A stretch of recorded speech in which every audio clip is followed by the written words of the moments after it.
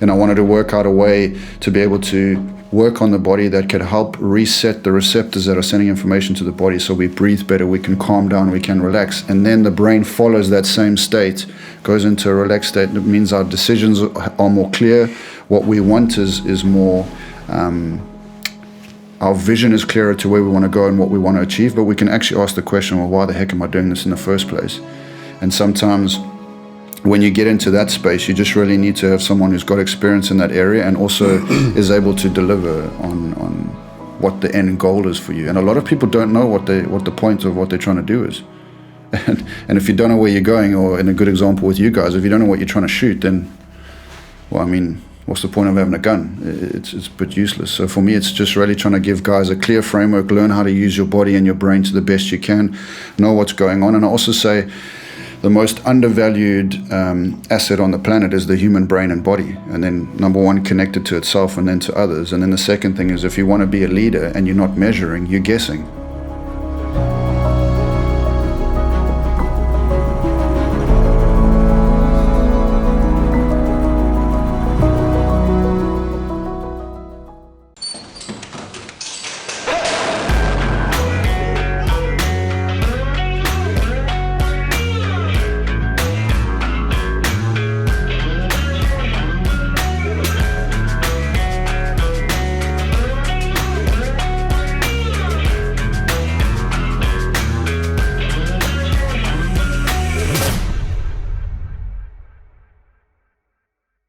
So, welcome to Scherpschutters or something. How do you say it in English? Ja, sharpshooters. Ik weet niet waarom we praten. Snipers? Als ik moet Nederlands spreken, ja. Niet zo goed. Ja? Nee. So this is going to be the first Scherpschutters in English. Yeah. So the honors yours. Yep. It's our international breakthrough. Exactly, yeah. It's, I feel privileged, thank you. Welcome, Dayne Ferrar. Welcome. Thank you very much. Yeah, I'm excited. See what you guys do. Well, you know a little bit of what I do now, so it's cool to see what you guys do, I think. Yeah, what we do is interesting, but we found out that what you do is much more interesting. So the people watching this and listening to this will probably also want to know who you are and what you're doing. Yeah. So just to give the listeners just a little sneak preview is that you adjusted Jeroen and you also adjusted me. And what that means is, well, what does it mean? Yeah, we're going to talk about it. Yeah. But before we do, who the hell are you? So or in the Netherlands we say, wie ben jij eigenlijk? Ik ben eigenlijk, I'm Dayne Ferrar. I was originally born in South Africa. Grew up there till I was 15, and then my family moved to England. And then, I was always into sport, always loved high performance. My dream was to play for South Africa. Then my family immigrated to England, so then the dream was play sport at a top level for England. But I got multiple injuries along the way, and during that time I thought, I think I want to be a medical doctor. And so that was the journey for me. And then found out after 4 years of being in the UK that the one day I found a lump in my dad's neck, and he said, I had nothing to worry about. And he went to the doctor for something else, and a few weeks later he found out he had lung cancer, and 6 months later he was dead. And my journey from realizing that my father went from assumed health to dead in 6 months made me reframe everything I did. And so now I find myself qualified as a doctor of chiropractic. I work as a performance coach. I work with everyone from top entrepreneurs, lawyers, business leaders, to some of the fittest people in the Netherlands. And for me, it's just a passion to see people truly be able to fulfill their human potential and their genetic capabilities in the most natural way possible. So my journey is a pretty intense one, but at the same time one I've absolutely loved. And getting to know you guys and adjusting you guys, in particular your responses, Jeroen, when I adjust you, is that's the journey for me. I just really care about people being at their best and being able to perform and stay like that as long as they can, ideally for the rest of their life. Yeah, so it's a nice story how we got connected anyway. I had a coach once, and he is a friend of yours, Yeah, he told me about you and said, well, maybe you should connect, because he also saw the connection from the special forces. Because your father was special forces. Yeah, so going way back, my dad was part of a reconnaissance commander back in South Africa. So he was a special forces. And one thing about my dad is he was, funny, a straight shooter. That's what they used to call him. And they always used to say my dad never used to beat around the bush. He would just tell you as it was, straight up. And so he was special forces, and then my dad, obviously I wasn't born yet, so I didn't know, but all the stories I've heard, and I wish if my dad was alive, knowing what I know now, I could have asked him a lot of questions. But my dad always said when he knew that he would get out the army when he knew he had met the woman he wanted to marry. And so my dad was, I think it was a year or two after having met my mom, he got out. But multiple times before that, there was huge chances that he was going to die on the missions he was meant to do. And and then even when once they did that, my chance of being born was 6%, because my mother wasn't able to have kids apparently, and they gave up on having kids and were going to adopt. And then a few months later, I was found out that I was on the way. So even my whole journey here is really an interesting one. So your father was a sniper anyway. he could get a job done. Let's put it that way. Yeah. So for me connecting with you guys is almost, in many ways, really special. I find it just hearing your guys' journey a little bit and what you guys have gone through and what you guys try and achieve. I think is really close to what I try. You guys obviously come at it from a very mental perspective, which is also what I do, but there's also that facet that I do, which is just really getting the body to perform at its best. And I don't think there's anywhere where you could have more stress than if you were in special forces. And I also know that from my dad, the way he responded in many situations, when I look back now, I could definitely see there was psychological things he struggled to deal with. Not because he didn't care about it, or it is just I don't think he knew how to in any other ways. I mean, he had a really short temper. But he could also, you put my dad in a garage and you give him something to build, and he could build something from scratch, and he could do anything from anywhere. And he went into... my mom comes from a German background, and they were very specific that my mom was to marry a German, and if possible a Lutheran German. And my dad was anything but that when they got married. And they actually, after my grandparents had met met my dad, they gave my mom a ticket to fly overseas to get rid of my mom, so she didn't stay with my dad. But my mom was stubborn, so she did in the end. But my dad was just someone who didn't give up, and if he put his mind to something, he achieved it. And that was the same even with my mom and their whole relationship. So me growing up, my dad always said, just follow your dreams, do whatever's in your heart, don't give up. And then after losing him to cancer, my reality of that was blown wide open even further. And so it's my journey has been really close to my heart the whole time because of everything that happened with my dad. Asking the doctors, having found a lump in my neck, I was a strength and conditioning coach back there. Having found a lump in my dad's neck, I said to him, with the anatomy, I know there shouldn't be a muscle there or a lump like that. And he said, it should be fine. And then finding out that he had lung cancer, and then going to the doctor and saying, how come we wait until people get sick before we do something? He said, I'm sorry, that's just the system. And then I said to him, and then how come with my dad it's too late, we can't do anything? And he said, I'm sorry, that's not my responsibility. And in both cases, he was correct, but it made me realize we're either asking the wrong questions or we're not really looking for the truth of what it means for people to be healthy and stay healthy, both mentally and physically. And so having wanted to be a medical doctor, I realized that I was potentially getting myself into a situation where the system would then define what I was able to do.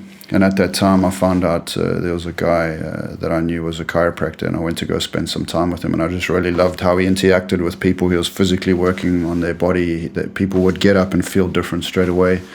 And it was a really natural form of healthcare. And then I found out that it would take me 5 years to study to be a chiropractor. And I said, well, if that's what I got to do, then that's what I got to do.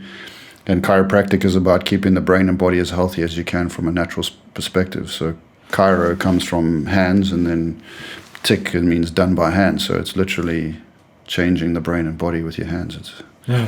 Jeroen likes that part. He was Yeah. I like that part a lot. Yeah. Because voluntarily you break your neck and then you feel better. Well, it's not that then. No. Yeah, what I find really special is that for the people who don't know you, but I know, and I'm going to tell them now, is that you are not just a chiropractor, but you're also coaching sort of the entrepreneurs on a really high level. People who are in a really stressful environments, who make millions of dollars, but also have a lot of people to take care of, and the big companies, and they need to be at their best of their performance. Yeah. And some of the entrepreneurs you're helping are really big, and also you have been helping a lot of athletes on the top of their game. And that's the part where I find it really interesting, because the way you look at high performance is something that's gonna resonate with. It resonated with me, and that's why I think it's really important to tell your story. Yeah.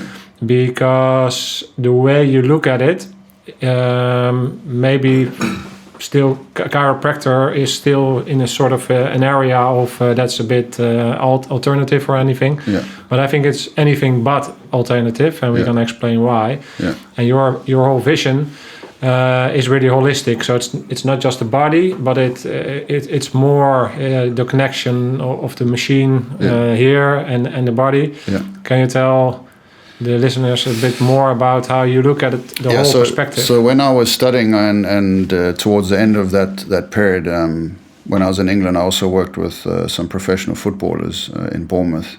And I was part of the team that we looked after there. And that really, like I said from the beginning, I personally wanted to be a professional sportsman. But then because of injury, I didn't ever really get back to where I was able to. And so working with those professional sportsmen, I really saw what it took to be at the top. But I also realized the psychological pressure that gets put under.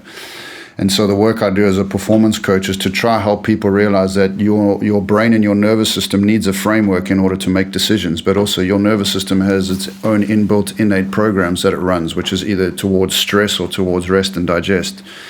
And being who I am, I just always was in pursuit of, okay, what is really going on? Like what's almost in a way, what's the truth of what's going on? Not that we have to, yes, medication works, yes, surgeries work, and our doctors and our nurses and everything are amazing at what they do within that framework.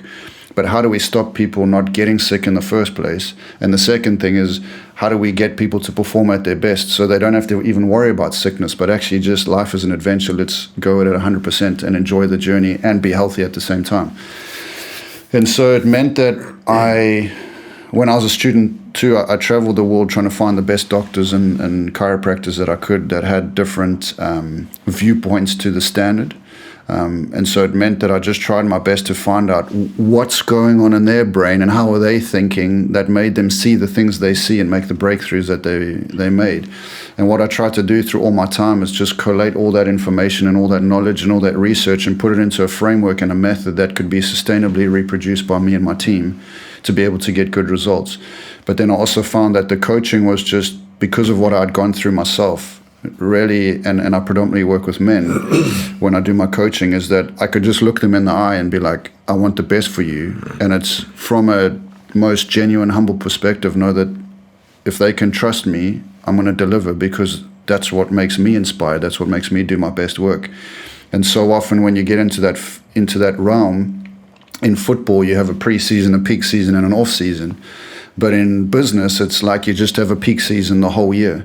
And so guys don't really switch off. And then we've also, as men, sometimes we're really hard-headed and stubborn. So we have this sort of just push through. And that's great to a certain extent, but your body does need rest. We do need good quality sleep. And I started to just realize that what the guys really needed was someone they could really trust that had all the knowledge. And then what I would do too is I would say, okay, Like I wear this ring that measures my sleep quality and my heart rate and the space between my heartbeats, which tells me how stressed my brain is. And then I do genetic tests to tell me, okay, what's the blueprint that the body's got to be able to use? So different people have genetic strengths compared to others.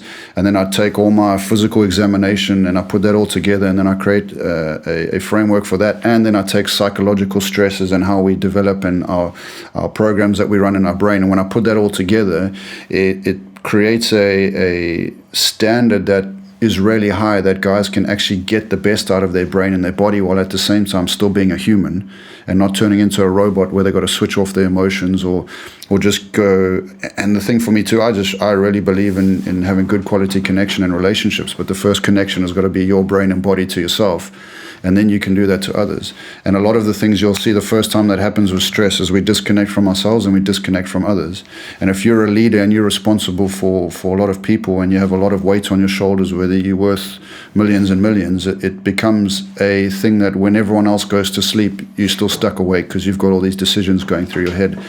And I wanted to work out a way to be able to work on the body that could help reset the receptors that are sending information to the body, so we breathe better, we can calm down, we can relax, and then the brain follows that same state, goes into a relaxed state. It means our decisions are more clear, what we want is more, our vision is clearer to where we want to go and what we want to achieve, but we can actually ask the question, well, why the heck am I doing this in the first place? And sometimes when you get into that space, you just really need to have someone who's got experience in that area and also is able to deliver on what the end goal is for you. And a lot of people don't know what the point of what they're trying to do is. And if you don't know where you're going, or in a good example with you guys, if you don't know what you're trying to shoot, then, well, I mean, what's the point of having a gun? It's a bit useless. So for me, it's just really trying to give guys a clear framework, learn how to use your body and your brain to the best you can, know what's going on. And I also say, the most undervalued asset on the planet is the human brain and body. And then number one, connected to itself and then to others. And then the second thing is, if you want to be a leader and you're not measuring, you're guessing. And I think there's a lot of people out there just guessing with what's going on and not really measuring. And at the same time, say they're at their best, but how do you really know what that is? Mm-hmm. Yeah. And so for me, it's... that the measuring is also, besides getting it out of the alternative space and just seeing how real it is. Yeah. And the other thing, what I really find interesting is that because you got confronted with such an impactful happening with your father dying at 19, is that you are now, what age are you now? 32. 32. And by focusing so much on the one thing where you found your purpose, in a sense, building your craft, is something that I find that is very valuable and maybe a bit lost in this world, where people sort of take the time to really build knowledge and experience and make something your unique value. And that's something I find very special in the way you work, is that you have did that, maybe not so much aware as you are now back then, but you just sunk in there and made that your life purpose, and see where you are at now, only 13 years later, by just focusing on that one thing. And I think that's what I find in common with a lot of these high performers and achievers that I work with, is underneath it all, we all have the same drive. I think it's also why I connect with you guys the way we do, is because we're all just trying to do the best work we can with what we know is true for us on the inside. And for me, it's like, I'm all for research and science. I think we just got to ask the right question, because science doesn't have emotion. Science is just the empirical measurement that you want to be able to do over and over again. But depending on who asks the scientific question means you're going to get different answers depending on what questions you ask. And I just found that the questions I was asking, no one was giving me the answers.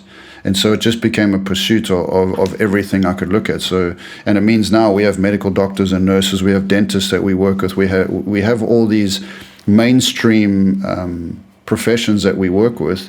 And for me, it's that true leaders just make more leaders, they don't make more followers. So even if I am put in some alternative, to me it doesn't make a difference, because truth is truth and it stands the test of time. So if the work we do actually makes a difference, we just need more research in certain areas. Now, research needs money, and our profession doesn't necessarily have all the money in the world to be able to do that. It's a whole different thing when you realize to get a drug to market takes nearly $1 billion every single time that happens, and you got to go through 4 stages of research.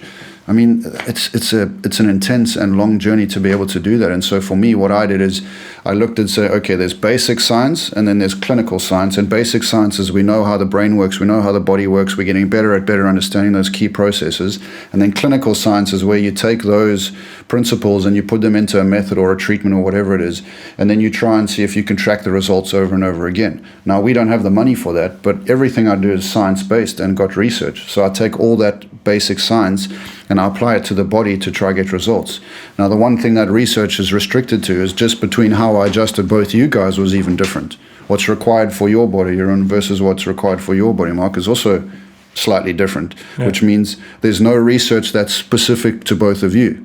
I have to take all the different stuff that I know and apply it together. And I think that's a true doctor and a true person who understands, if their goal is to get the best out of the brain and body and help people be healthy and not get sick, it's to be able to give that person a patient-centered approach that's evidence-informed and that you can actually apply your experience to it too. So it's this sort of all three together. And what I just realized is I wasn't going to let the limitations of other people's thinking determine what I was doing. So I read scientific papers all the time. I read the latest books. I read whatever I can to take that knowledge and put it together into the method that we use and the protocols that we use to deliver. And we're making a massive difference. I'm really surprised at the types of people that we see come into our office where they would say, I mean, you're a great example, Jeroen. I mean, with your shoulder, you've had it for 20 years now, right?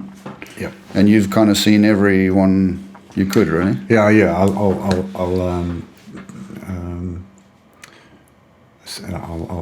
tell something about this. Yeah.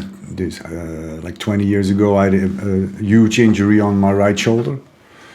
And in that period of time, I was still operational, and then you do a lot of workout.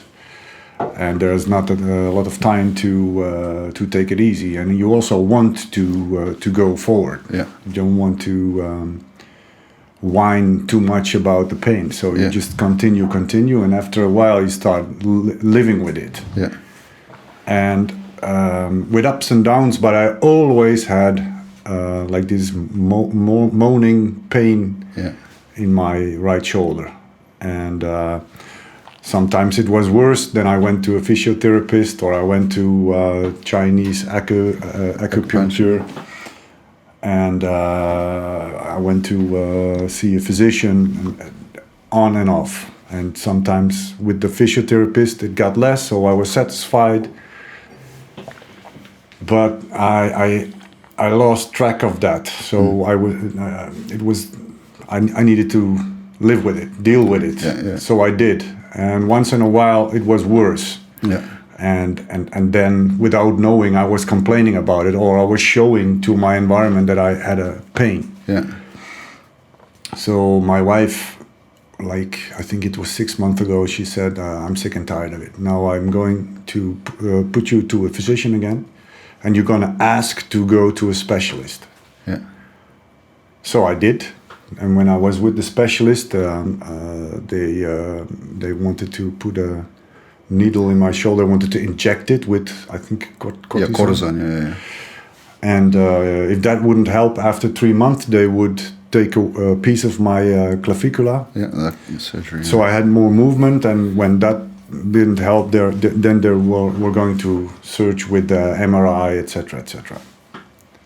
And they already made the appointment for the injection. I was like, what the fuck? Yeah. So this is the way a specialist is going to treat. Yeah. First we try, and then we treat. Yeah.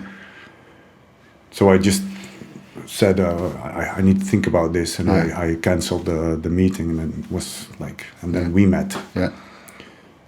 And the funny thing is that your approach was so strange in a way, because with the lasers you checked how my position was. You were asking about all my traumas, also the ones nothing to do with the shoulder. And then you checked the way, as I understood, how my brains are talking to my body, and vice versa. Yeah. And then you started adjusting. Yeah. And that was, I've been to a chiropractor once before and it was fine. Yeah. But this was almost relieving. The only thing I could do after breaking my back and at least you hear it crack because of the movement, was laughing. Yeah. Yeah. It really was a nice. It's scary, but it's really nice. Yeah. You understand what I mean? Makes sense? Well, I think it's also because just to come in, so many people are scared of that, right? Because of the crack or the pop.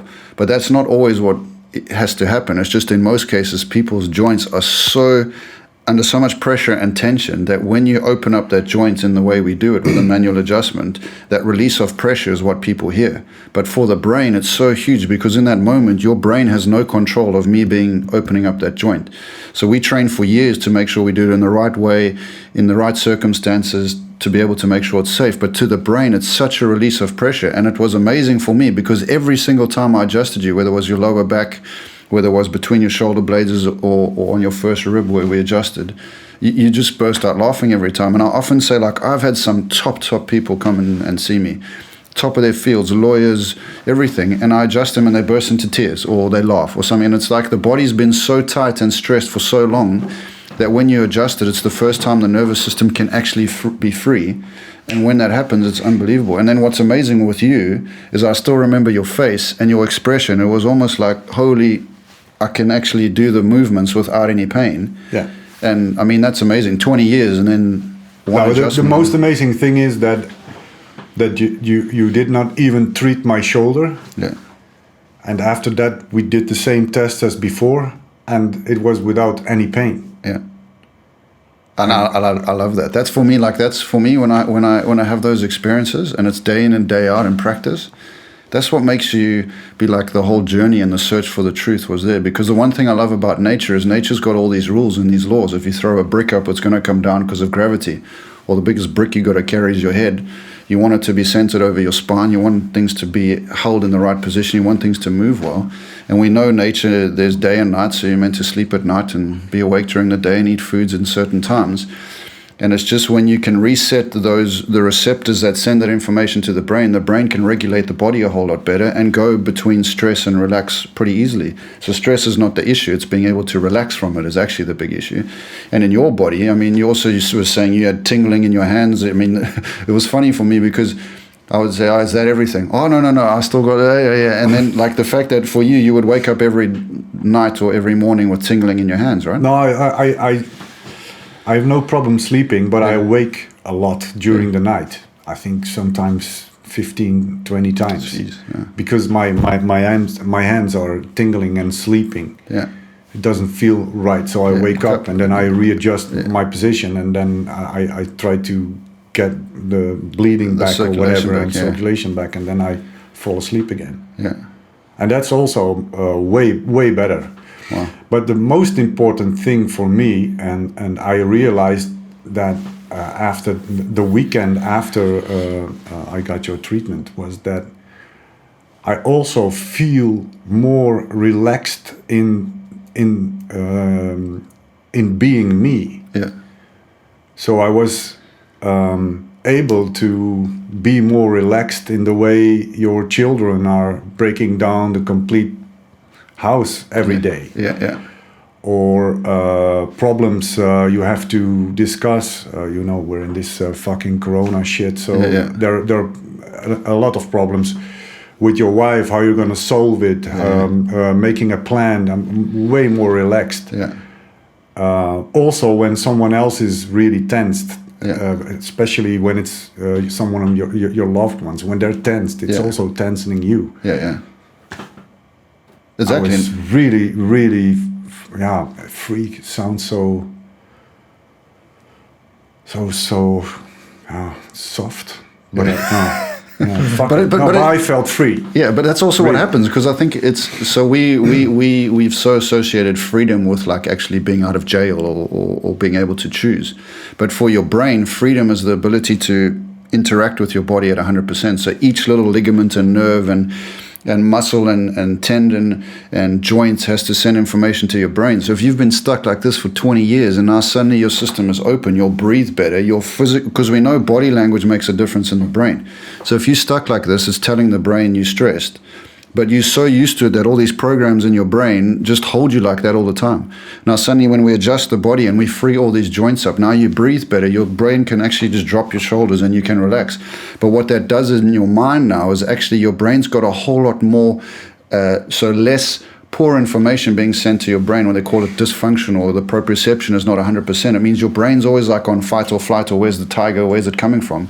And now suddenly it's like, oh, actually I relax, there's no tiger, I can just recover. And for you, that's exactly what you feel. So you say freedom, but it's actually just your body can function the way it was. So like what you feel is actually real. So can you explain when Jeroen came in, how did you approach him?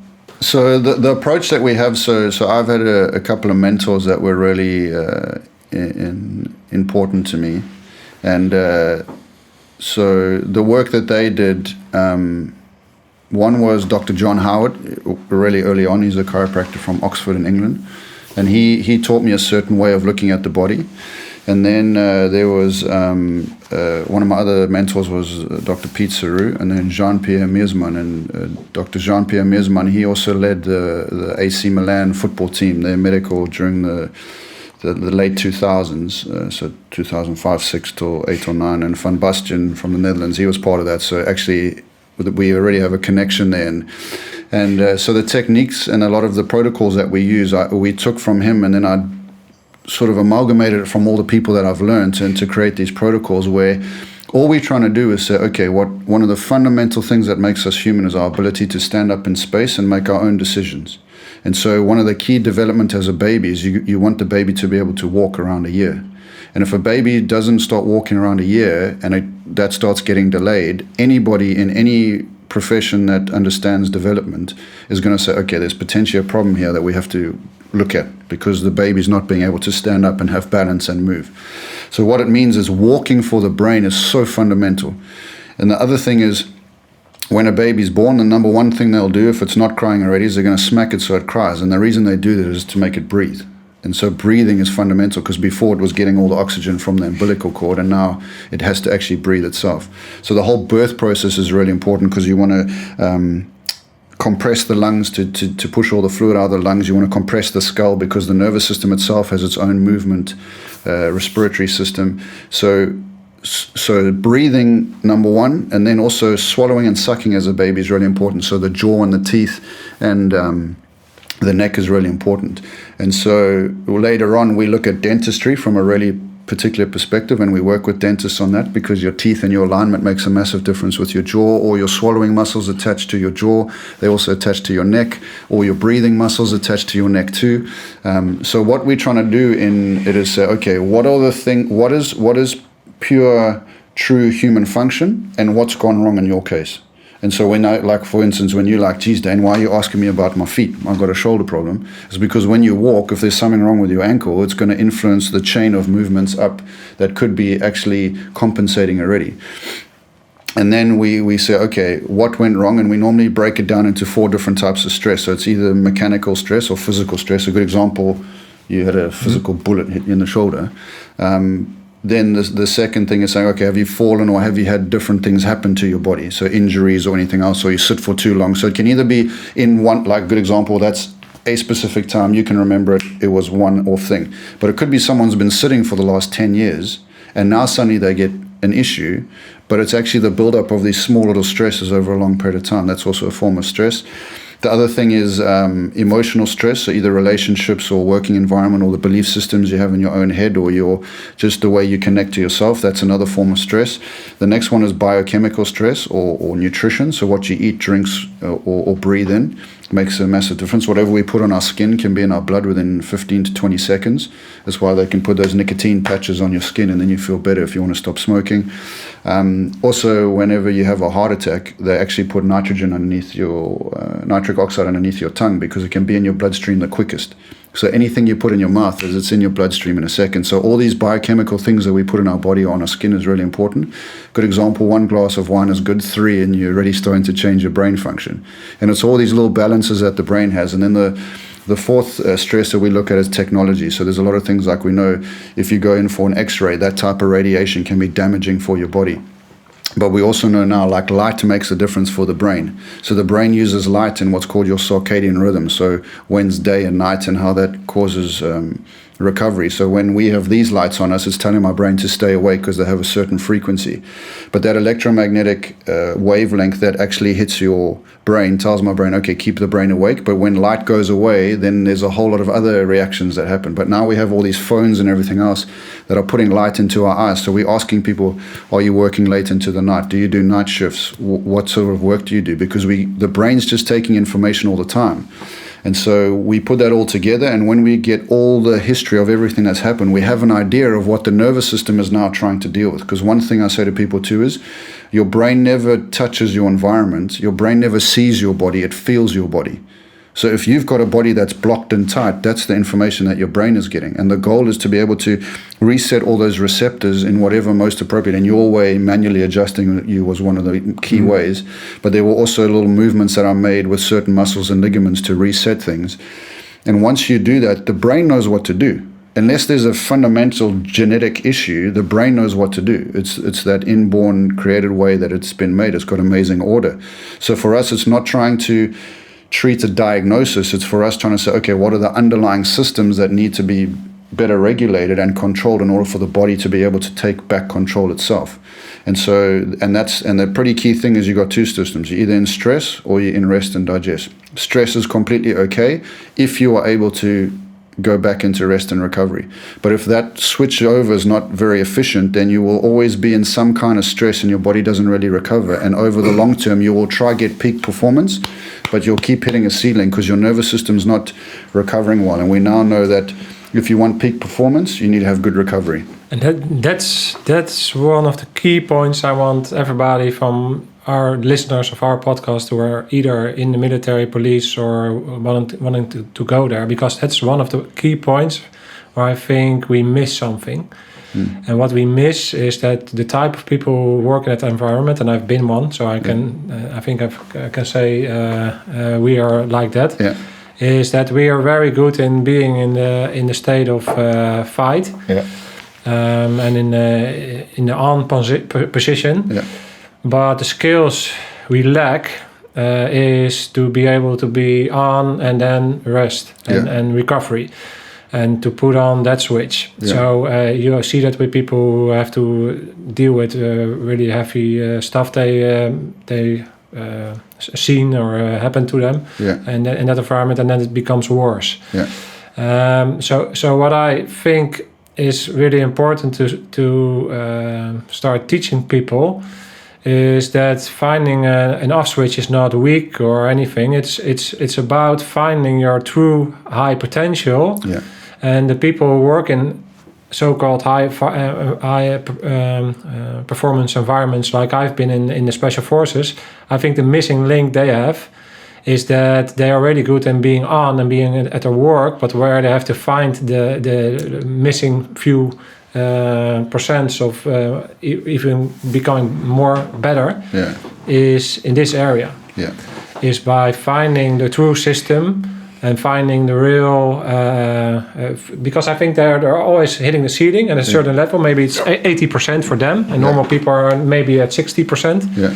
People are like that is because they're so good in going through. They're maybe hitting the ceiling at 80% all the time. Yeah. But while when they find they're more sort of getting to know their body and how to relax and their mind and work at that at that part, but that's soft and that's all bullshit. That's the regular mindset in that area. But if they do that, then I believe that they will find that the ceiling will become 90 or 95%, and then at the long run they will get even better.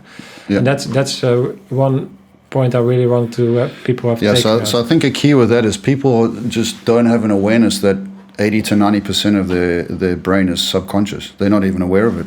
It's like 3 billion things per second happens in your brain and you're not even aware of it. So when I talk about resetting the receptors in the body by adjusting or whatever we do, then it's almost like it frees up that interference in the body that the brain gets the most clear picture of what's going on in the body. And so what you talk about there is if you think you're at 100% and you don't have someone behind you that's checking you, it's why I say I measure as much as I can. I always test muscle control. I test everything in the body, because if you don't test, you don't know. And that difference between your conscious control versus your subconscious brain's ability it's like 10% versus 90. And so what we are, when you're asleep, you're not aware. But the recovery is huge for you. So because if your brain's actually doing its job properly, then that 90% potential you have is now actually usable, and not just you hitting 50 or 60% or whatever it is. And the other thing I try to show people is like I have a picture that I show them. Like if you've got a half curved dome and one side you've got your performance and the other side you've got your stimulus, you get what's called eustress or hormesis, and that's where you get a stimuli into your nervous system that actually inspires you, it motivates you. It's like, yes, I want to get out and go and do this. And you want that, so that's good stress. And you want it to get to the point where it gets you to this top of the dome, like the peak performance. It's that sweet spot, that power zone. And you want to be able to stay there. And then when you finish with whatever you do, that your nervous system can go back into recovery, but then go back there. And what happens is, for a lot of people, they don't go back into recovery well enough, so they stay there. And then when there's a bit too much, it pushes them over the edge, and then what you go is you now fall off the other end of peak performance, which is overstimulation, burnout, all these different things. And that's the key. And to get that, and that's honestly where I can't work with that many people as a performance coach at a greater scale, because it's so unique to each individual person. And part of what I'm passionate about is working with the person and then getting them to that point and then keeping them there is so key, because today's day and age we have so much more stimuli than we've ever had. The nervous system is just overshooting all the time. What I find so interesting about the things that's happening in the way we look at that is that in the gym we find it's now like common sense to have a sort of rest and then going to the gym and then have that super compensation and then train at the right time. So that's all knowledge we use, and we get stronger, and you can see you get stronger and you get bigger muscles. But at this mental part, it's just common sense. It's common sense to have a sort of rest, have a performance, peak performance, and then have to rest. But somehow we think it's like abracadabra or something religious or anything else. And the stupid thing, it's already there in the military culture as well. You know, how many times did you hear that when you're really tired, they say, "Oh, you're only up to 60% of your potential, so stop whining and you understand what I mean?" But it's true. Yeah. So physically, maybe you're up to 60% of your capabilities, but mentally you can push yourself to 90, 90%. Yeah, yeah. And what you are saying is actually this. Yeah. So if your body is connected the right way to your brain knows exactly what to do. Yeah. It's almost like downhill skiing is an amazing example. Like you flying down a hill, sometimes 100 kilometers an hour, if not more, bang, bang, bang, bang. Your brain is making all these little calculations. You're not thinking about that. You're like, okay, there's a bit of a bigger hill or whatever else. But your nervous system is regulating, and it's why when we check people, walking and movement is such a big part, and how you control that is so key, because your brain is using that every split second to know where it is in space. And your brain's like a big receptor. So it wants that input because then it can know how to use it. But then when we start to get a system that's blocked, or a brain that's been in stress for so long, it starts to lock the system down, because for thousands of years, running away from a tiger means you want to be smaller, you want to be agile, you want to be really powerful. So it almost like it winds the system up to get that power and that ability to explode, because you're either going to fight or run. But then in our day and age now, we click on an app and Uber brings our food, or we click on another app and Uber takes us somewhere. We don't chase our food, we don't climb trees anymore, we don't carry our water, we don't do any of that stuff, so we don't use the body. But our brain is so overstimulated by all this stuff because it can't tell the difference between seeing something as being stressful or thinking something is stressful, or the body is producing pain, which is stressful for the brain. So it's saying, change things. Get me out of this environment or change what's going on in here. And then it's almost like we just say, oh yeah, take a pill or go get the shoulder treated. Where no, the brain knows how to heal the shoulder. It just needs the right inputs to be able to hold you in the right position, move you better again, and then it will improve. But it's like we just got lost in that whole process of realizing that even the human brain has got it all, we've just got to be able to give it what it needs in order to do its job properly. And when you do that, the whole system can now perform at 100% day in and day out, but all we're doing is going back to nature. So before, we couldn't have, when, what's his name, who created the light bulb, Edison, when he invented the light bulb, he buggered up a lot of people's health, because now we work at night when we shouldn't be, we should be asleep, but that's industrialization. It means if you're out in nature and you're camping, you make a fire when the sun goes down, you don't last too long, maybe an hour or two, and you're ready to hit the sack because your body is actually wanting to sleep. But we have all these stimuli now that overstress us and keep pushing us over the edge, that we don't actually get to a point where we are recovering well enough to be able to perform at our best, and the body is not being able to perform at its best because the brain is in a state of stress, and so are we. So we're stuck in this position, and that's why also you just say you feel free. That's pretty much what it is. And I think this is the art we need to start learning again. Also, looking at the whole Corona and COVID-19 situation, I think we're just fucking lost somewhere in where we want to regulate everything externally. Yeah. You're not going to regulate that there's a threat outside, and it used to be a tiger attacking you thousands of years ago. Now it's some virus. Yeah. But we cannot stop that virus, and if it's there, then it's going to be there and we just need to look at who we are and how we can regulate our system the best we can, and then make sure you're in the best health you can be. And then I am 200% sure that you're able to fight that virus because you are healthy and your system can fight it. Completely. And you're gonna be sick, but you're gonna live through it because you're healthy. And that's the way nature should be. There are enemies, and we should fight it within taking. We get stronger from it. Yeah, take ownership of what you have, the machine you have, and how you use it. Yeah, and I think for me, one of the biggest things I learned with my dad was when he always said to me, give me a knife, tell me anything's outside of me that's going to try to kill me. He says, I'm not scared, I'll deal with it. And he said, put something inside of me that I don't know what's going on and I don't know where it is. And he says, I don't know what to do.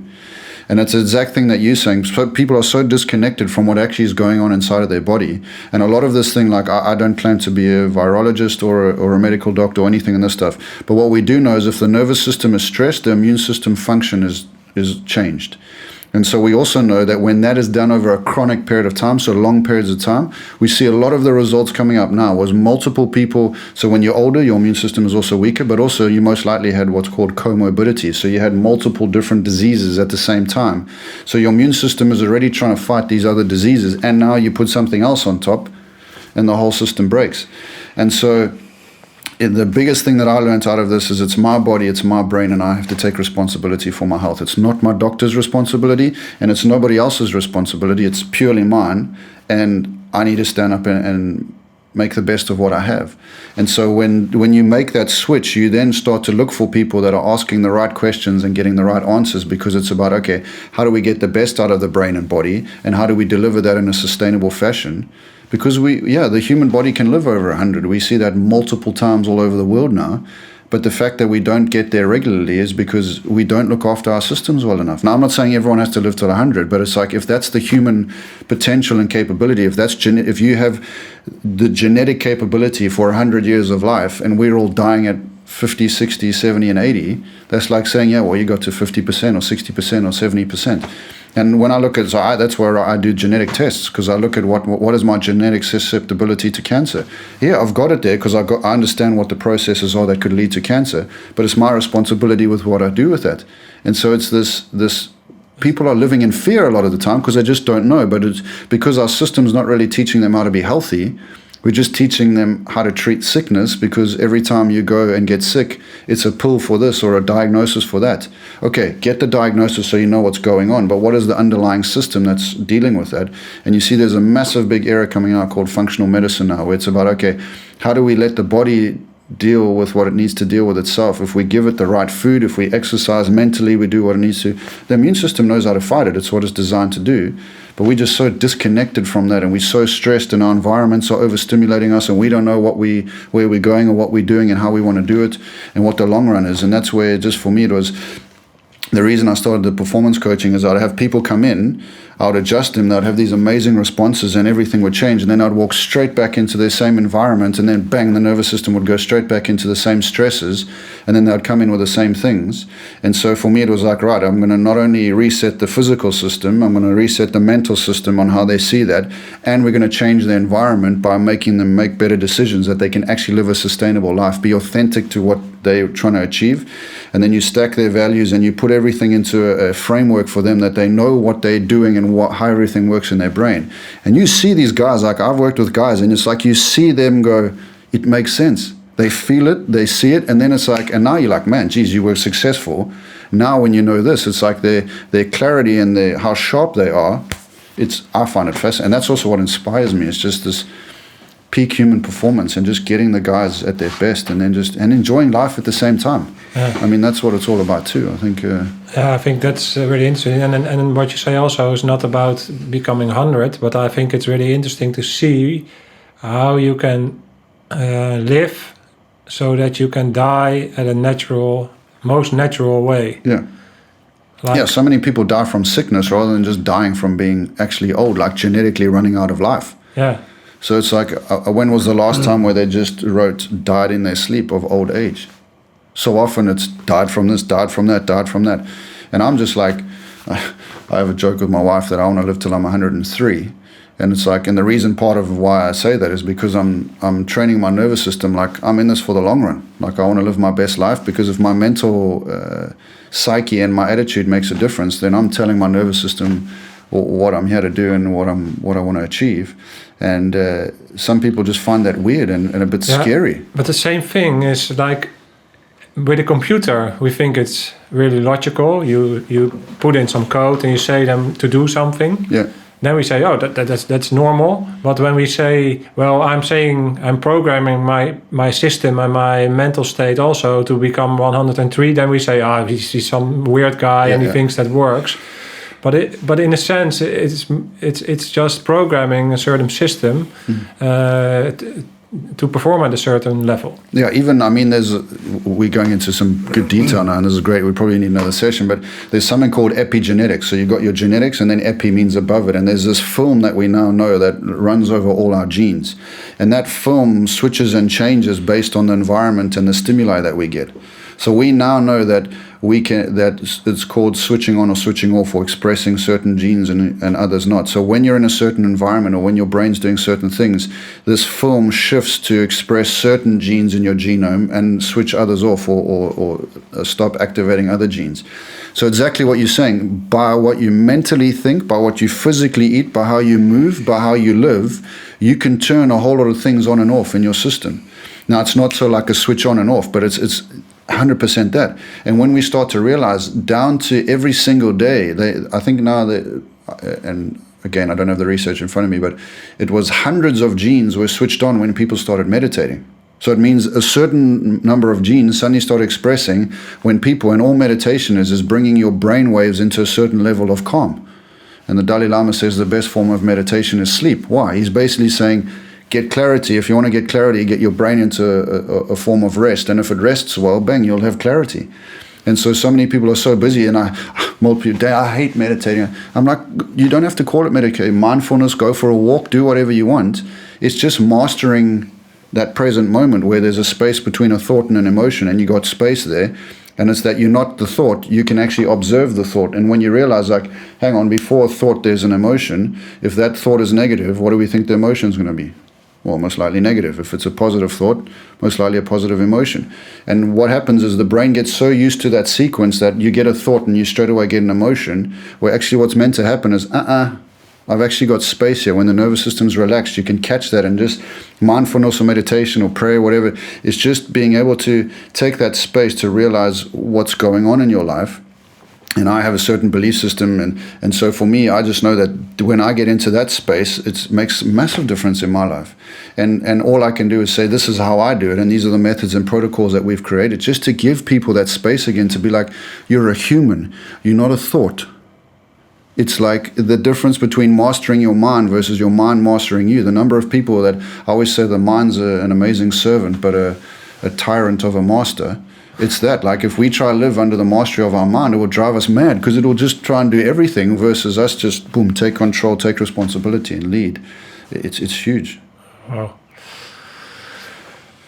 Wow, yeah, powerful stuff, mate. And I think you're so much on the ball of this stuff. And we're going to get to the end of this show, but I would like to invite you to become a regular guest, because I think there's so much knowledge inside of you, and I think the knowledge is what I absolutely love about you, and the way you express and bring over the knowledge is that it takes away all the bullshit and it gets straight to the point. So I think we need to dive deeper into that. We're also going to develop a online program to sort of extend your knowledge, because you need to manage your energy as well in your practice, and you only have a limited time and space of being where you are. So I think we need to expand on that so people can dive into your mind and your teachings.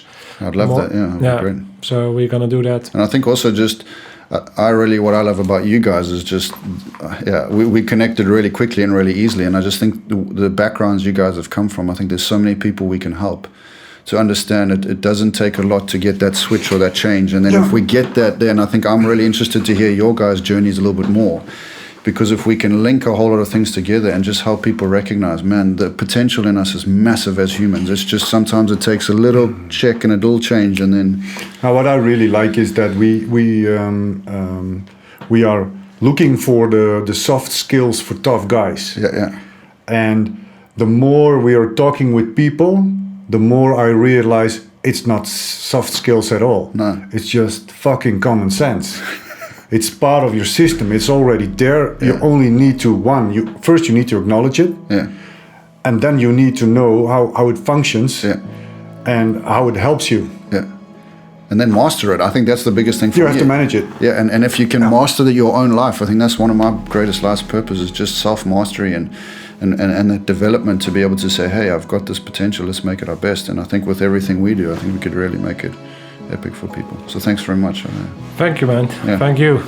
So guys, you're going to see Dayne back again, and we're going to spread more about his teaching. So thank you. Thank you, Dayne. Pleasure. Thanks very much. Great. Look forward to it. We always end with the words, did we hit everything? But in this case, not at it all. was just the beginning. I think that's true. Dus alles gezegd? No. Niet alles gezegd. So, to be continued. Thank you, mate. Perfect. Thank you. All right. Scherpschutters. Uit. Ja, ga je die pakken? I should have. Nice.